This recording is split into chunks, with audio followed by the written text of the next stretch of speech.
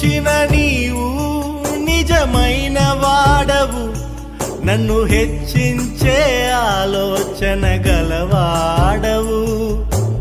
ఏదేమైనను కొనసాగించితివి,